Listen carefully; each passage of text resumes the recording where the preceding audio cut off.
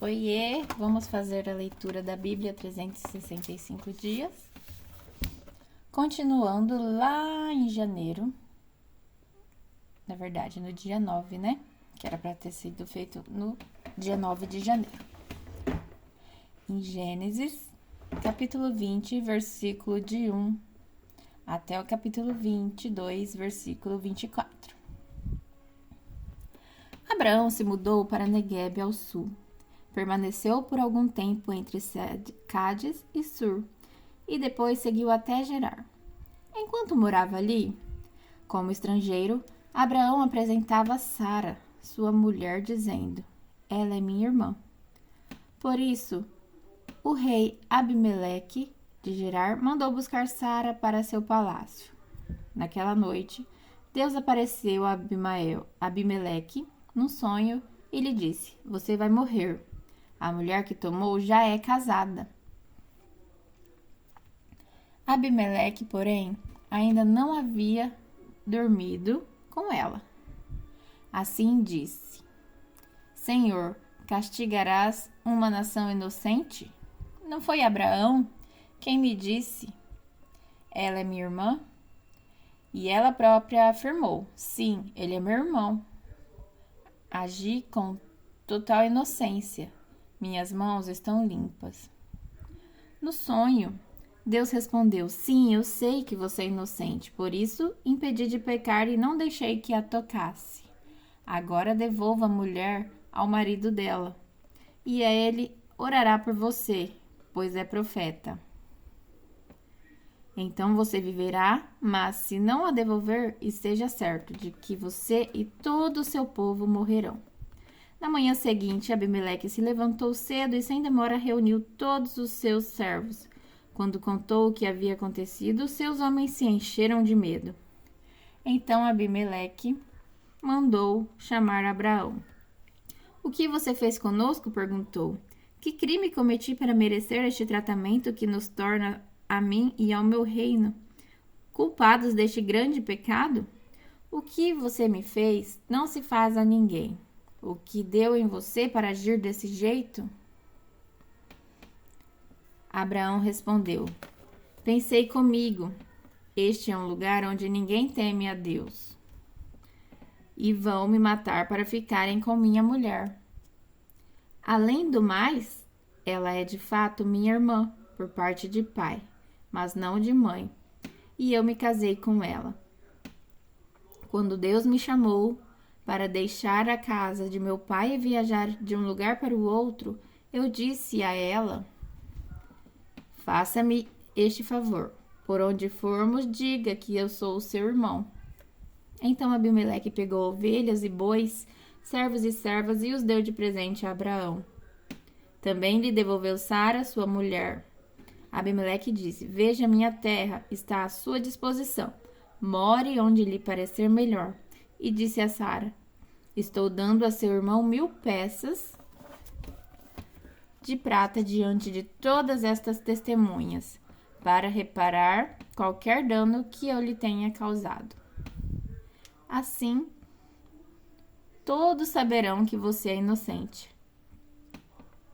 Então Abraão orou a Deus, e Deus curou Abimeleque, sua mulher e suas servas, de modo que pudessem ter filhos, pois o Senhor havia tornado estéreis todas as mulheres do harém de Abimeleque por causa do que tinha acontecido com Sara, mulher de Abraão.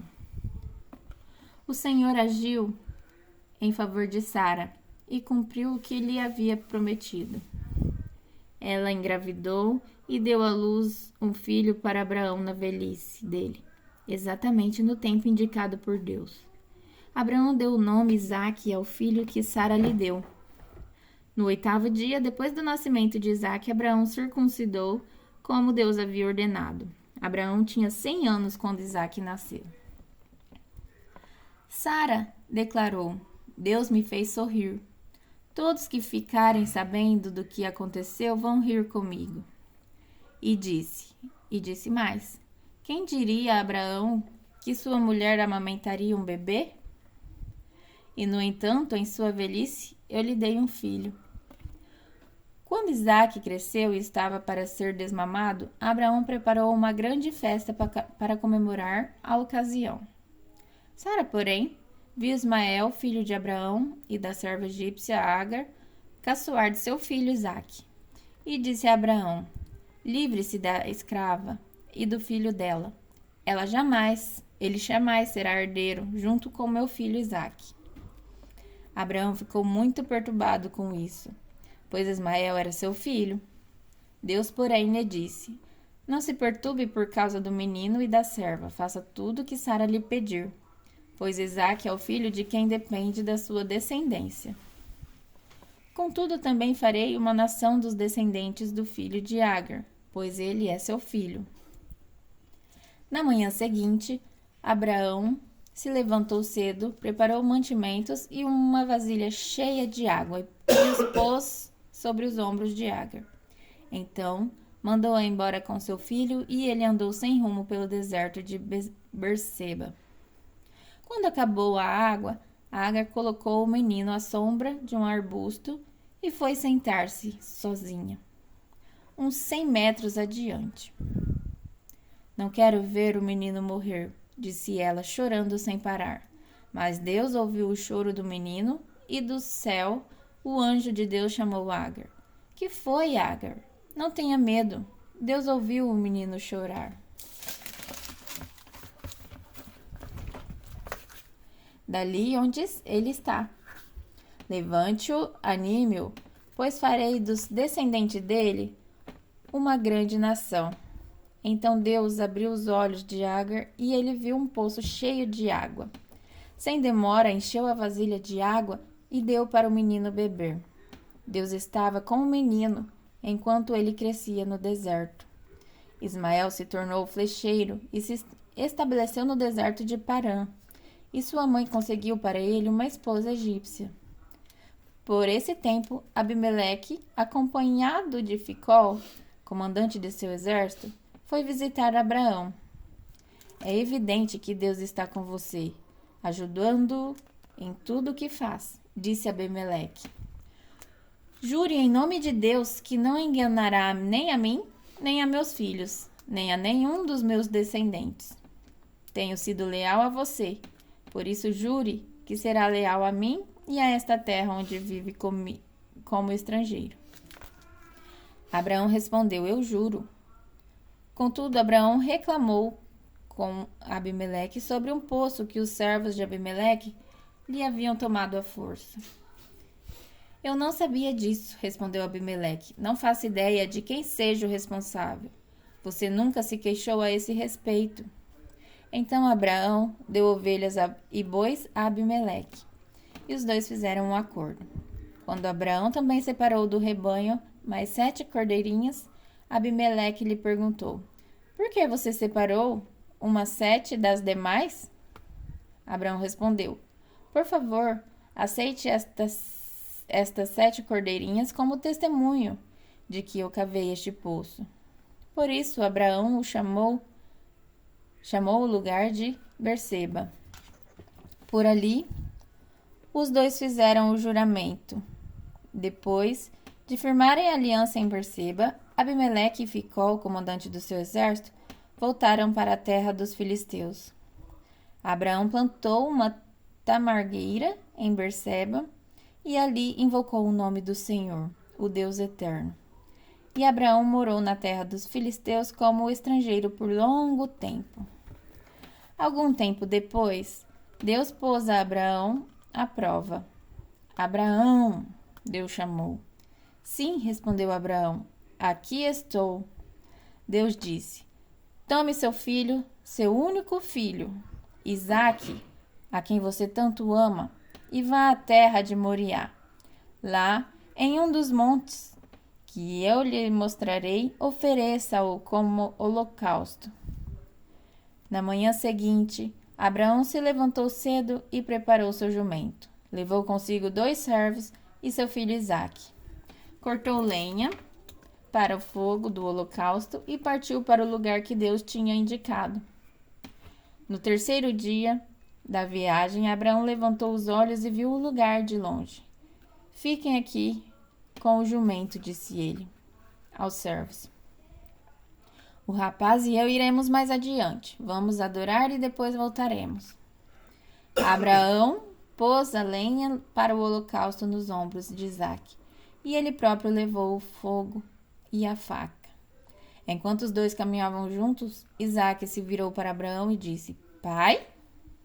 Sim, meu filho, respondeu Abraão. Temos fogo e lenha, disse Isaque. Mas onde está o cordeiro para o holocausto? Deus providenciará o cordeiro para o holocausto, meu filho, respondeu Abraão. E continuaram a caminhar juntos. Quando chegaram ao lugar que Deus havia indicado, Abraão construiu um altar e arrumou a lenha sobre ele. Em seguida, amarrou seu filho Isaque e colocou-o no altar sobre a lenha. Então pegou a faca para sacrificar o filho. Nesse momento, o anjo do Senhor o chamou do céu. Abraão, Abraão. Aqui estou, respondeu Abraão. Não toque no rapaz, disse o anjo. Não lhe faça mal algum. Agora sei que você teme a Deus. De fato, não me negou nem mesmo seu filho, seu único filho. Então Abraão levantou seus olhos e viu um carneiro preso pelos chifres num arbusto. Pegou o carneiro e o ofereceu como holocausto em lugar do seu filho. Abraão chamou aquele lugar de Javé, Jiré. Até hoje, as pessoas usam esse nome como provérbio. No monte do Senhor se providenciará. Então o anjo do Senhor chamou Abraão novamente do céu. Assim diz o Senhor, uma vez que você me obedeceu e não me negou, nem mesmo seu filho único, seu único filho, juro pelo meu nome que certamente o abençoarei. Multiplicarei grandemente seus descendentes, e eles serão como as estrelas no céu e a areia na beira do mar. Seus descendentes conquistarão as cidades de seus inimigos, e por meio deles todas as nações da terra serão abençoadas. Tudo isso porque você me obedeceu. Então voltará até onde estavam os servos e partirão para Berseba, onde Abraão continuou a morar. Pouco tempo depois, Abraão ficou sabendo que Milca, a mulher de Naor, irmão dele, lhe tinha dado filhos. O mais velho recebeu o nome de Uz, o segundo mais velho, Buz, seguido de Quemuel, antepassado dos arameus, Quesede, Azo, Pildás, Gidlaf e Betuel, que foi o pai de Rebeca. Estes foram os 8 filhos que Milca deu a Naor, irmão de Abraão. Além desse, Reumá, sua concubina, lhe deu 4 filhos, Tebá, Gaã, Taás e Maaca. Agora lá em Mateus, capítulo 7, versículo de 15 a 29. Tomem cuidado com falsos profetas que vêm disfarçados de ovelhas, mas que na verdade são lobos esfomeados. Vocês os identificarão por seus frutos. É possível colher uvas de espinheiros ou figos de ervas daninhas? Da mesma forma, a árvore boa produz frutos bons, e a árvore ruim produz frutos ruins. A árvore boa não pode produzir frutos ruins, e a árvore ruim não pode produzir frutos bons. Toda árvore que não produz bons frutos é cortada e lançada ao fogo. Portanto, é possível identificar a pessoa por seus frutos. Nem todos que me chamam Senhor, Senhor, entrarão no reino dos céus, mas apenas aqueles que de fato fazem a vontade de meu Pai que está no céu. No dia do juízo, muitos dirão: Senhor, Senhor, não profetizamos em teu nome, não expulsamos demônios em teu nome e não realizamos muitos milagres em teu nome? Eu, porém, responderei: nunca os conheci, afastem-se de mim, vocês que desobedecem à lei. Quem ouve minhas palavras e a pratica é tão sábio como a pessoa que constrói sua casa sobre uma rocha firme. Quando vierem as chuvas e as inundações, e os ventos castigarem a casa, ela não cairá, pois foi construída sobre rocha firme. Mas quem ouve meu ensino e não o pratica é tão tolo como a pessoa que constrói sua casa sobre areia. Quando vierem as chuvas e as inundações e os ventos castigarem a casa, ela cairá com grande estrondo. Quando Jesus acabou de dizer estas coisas, a multidão ficou maravilhada com seu ensino, pois lhe ensinava com verdadeira autoridade, diferente dos mestres da lei. Agora em Salmos, capítulo 9, versículo de 1 a 12. Eu te louvarei, Senhor, de todo o meu coração. Anunciarei as maravilhas que fizeste. Por causa de ti, me alegrarei e celebrarei. Cantarei louvores ao teu nome, ó Altíssimo. Meus inimigos recuaram, tropeçaram e morreram diante da tua presença, pois julgaste meu direito e minha causa. De trono julgaste com justiça. Repreendeste as nações e destruíste os perversos. Apagaste o nome deles de uma vez por todas. O inimigo está acabado, arruinado para sempre. Arrasaste suas cidades e elas caíram em esquecimento.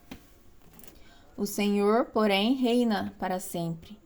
De seu trono executa o julgamento.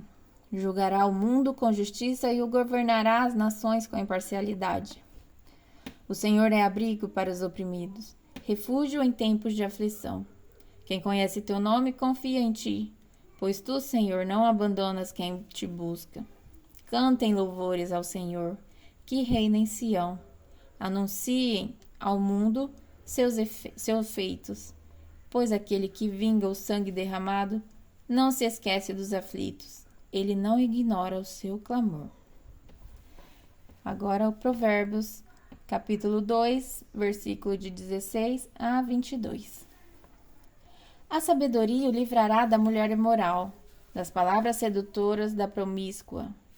Ela abandona o marido, o companheiro de sua juventude, e ignora a aliança que fez diante de Deus. Entrar na casa dela leva à morte, e é a estrada para a sepultura. O homem que a visita está perdido. Jamais alcançará os caminhos da vida. Portanto, siga os passos dos bons e permaneça nos caminhos dos justos, pois os retos viverão na terra e os íntegros nela permanecerão. Os perversos, porém, serão eliminados da terra e os desleais arrancados dela. Então, esse foi a 9ª leitura. Nos vemos na próxima leitura do dia 10.